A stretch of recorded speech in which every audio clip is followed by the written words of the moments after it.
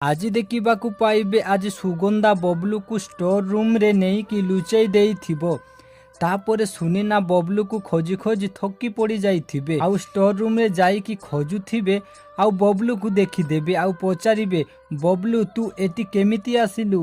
ତାପରେ ବବଲୁ କହିବ, ମୋତେ ଏଠି ମାମା ଆଣିକି ରଖିଛନ୍ତି।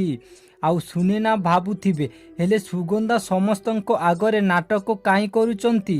ବବଲୁ ଘରକୁ ଫେରିନି ବୋଲି ମିଛ କାହିଁକି କହୁଛନ୍ତି? ଏମିତି କହି ବବଲୁକୁ ସାଙ୍ଗରେ ନେଇ ଯାଉଥିବେ।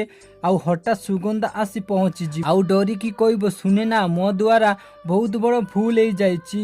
ତାପରେ ସୁନିନା କହିବେ, ତମ ଭୁଲ ପାଇଁ ମୋ ଝିଅ ଗୁଡ଼ିଆ ସେଠି କଷ୍ଟ ପାଉଛି।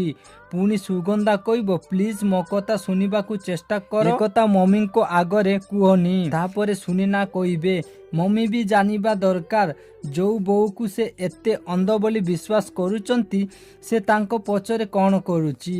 ତ ଦର୍ଶକ ବନ୍ଧୁ, ସୁଗନ୍ଧାର ଏହି ଭୁଲ ପାଇଁ ସୁନିନା ବୁଲବୁଲ ଦେବୀଙ୍କ ଆଗରେ ସବୁ ସତ କଥା କହିଦେବା ଦରକାର କି? ତାହେଲେ କମେଣ୍ଟ କରି ୟେସ୍ ଲେଖ। ତ ଆଜି ବୋଲି କିଛି ଜବରଦସ୍ତ ସିନ୍ ଦେଖିବାକୁ ପାଇବେ।